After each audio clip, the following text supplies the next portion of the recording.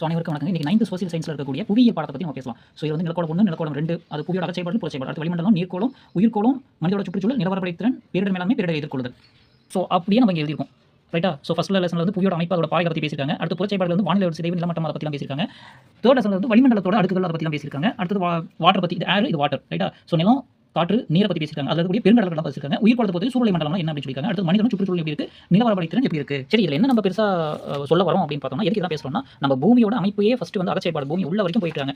So இது எல்லாமே பார்த்தோம்னா வேர்ல்டு உலகத்தையே கையில் கொண்டு வந்து நம்மளுக்கு காமிச்சிருக்காங்க ஃபர்ஸ்ட் லெசன்ல. ஸோ செகண்ட் லெசன்லையும் அதோட புறச்செயல்பாடு, பாறைனா என்ன, மண்ணுனா என்ன, சூழ்நிலை என்ன, இதை பற்றிலாம் அப்படியே டீட்டெயிலாக கொடுத்துருக்காங்க. தேர்ட் லெசன்ல வந்து வளிமண்டல அடுக்கு, எங்கெல்லாம் மழை பெய்யுது, கடல், வானம், பூமி, ஸோ இந்த மாதிரி எல்லாம் பேசியிருக்காங்க. ஸோ அடுத்த லெசன்லையும் பார்த்தோம்னா நீர்க்கோளத்தை பற்றி, நீர் எங்கே இருக்குது, பெருங்கடல்கள்லாம் என்ன, ஸோ எது அப்படிங்கிறத பேசியிருக்காங்க. உயிர்கோளத்தை பற்றி, பயோஸ்பியர், சூழ்நிலைகளை பற்றி இன்ட்ரோ மாதிரி கொடுத்துருக்காங்க. அடுத்து மனிதனுக்கும் சுற்றுச்சூழலுக்கும் உள்ள தொடர்புகள் என்ன, நகரம் என்ன, வளம் குன்று, இது குன்றாதது, இதை பற்றி பேசியிருக்காங்க. அடுத்து நேராக ஸ்ட்ரைட்டாக உலகத்தை எப்படி வரையலாம் அப்படிங்கிறத பற்றி டீட்டெயிலாக பேசியிருக்காங்க. ஸோ நான் என்ன ஆசைப்படுறேன் அப்படின்னா, இந்த புவியியல் பாடத்தை கொஞ்சம் ஸ்ட்ரக்சர் வந்து மாற்றினா கொஞ்சம் நல்லா இருக்கும். ஏன்னா தமிழ்நாடு நம்ம மண்ணு, நம்ம அதிகமாக மழை பெய்யக்கூடிய நம்மளுடைய சிறப்புஞ்சி, நம்ம இந்தியாவுடைய மவுண்ட் சிண்ட்ரோம், வடகிழக்குனா என்ன, தென்கிழக்குனா என்ன, இங்கே மழை பருவங்கள் இப்படி எந்த மாதத்தில் எந்த மாதிரி மழை பெய்யுது, இந்த மாதிரி மண் அமைப்புகள், நம்மளோட இயற்கை அமைப்பை பற்றி பேசும். மேற்கு தொடர்ச்சி மலை, கிழக்கு தொடர்ச்சி, அங்கே கூடிய சுற்றுலாத்தலங்கள், அங்கே கிடைக்கக்கூடிய வளங்கள் என்ன. அடுத்து இந்தியாவில் இருக்கக்கூடிய ஃபர்ஸ்ட் தமிழ்நாடு, அப்புறம் இந்தியாவை பற்றி என்ன இயற்கை சூழ்நிலை, அதுக்கப்புறம் தமிழ்நாட்டோட மண் வகைகள் என்ன, மலைகள் என்ன இருக்குது, அதில் பாறை என்ன இருக்குது, எந்த மாவட்டத்தில் என்ன மாதிரி மழை பெய்யுது, என்ன மாதிரியான வரவு செலவு, அந்த மாதிரிலாம்.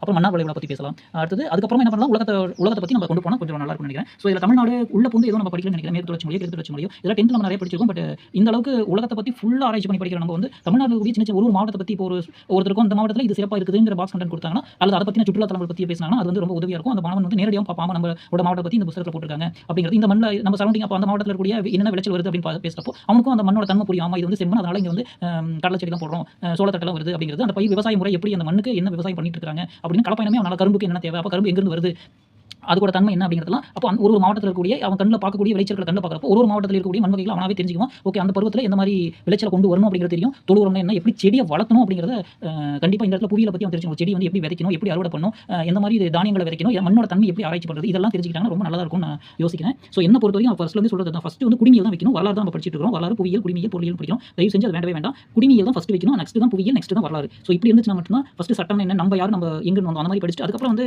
புவியியலை பற்றி படிச்சு வரலாறு படிச்சா ரொம்ப நல்லா இருக்கும் அப்படின்னு நினைக்கிறேன். ஸோ இது வந்து என்னோட தனிப்பட்ட ஒரு கருத்து தான். இப்படி இருந்தால் கொஞ்சம் நல்லா இருக்கும். ஏன்னா நம்ம படிக்கிறப்போ 6th to 12th எல்லா புக்கையும் ஆராய்ச்சி பண்ணுறப்போ நம்மளுக்கு வந்து இந்த மாதிரி இருந்தால் தான், ஏன்னா எல்லா இடத்துலையும் ஒரு எக்ஸாம் பேட்டர்ல ஃபர்ஸ்ட் கேட்கறது சிவிக்ஸ் பற்றி அதிகமான கொஸ்டின், ஆர்டிகல்ஸ் பற்றி, இந்திய சட்ட அமைப்பு, தேர்தல் ஆணையத்தை பற்றி, நீதித்துறையை பற்றி, என்னென்ன அதிகாரங்கள், ஆளுநர், குடியரசுத் தலைவர், இதெல்லாம் தான் அதிகமாக நம்ம கேட்கக்கூடிய கொஸ்டின். ஸோ வரலாறு அப்படிங்கிறது முக்கியம் தான். பட் ஃபர்ஸ்ட் பிரசன்ட் வந்து நல்லா படிக்கணும், அதுக்கப்புறம் பாஸ்ட், அதுக்கப்புறம் ஃபியூச்சர். அப்படி இருந்தால் ரொம்ப நல்லா இருக்கும் அப்படின்னு நான் நினைக்கிறேன். தேங்க்யூ.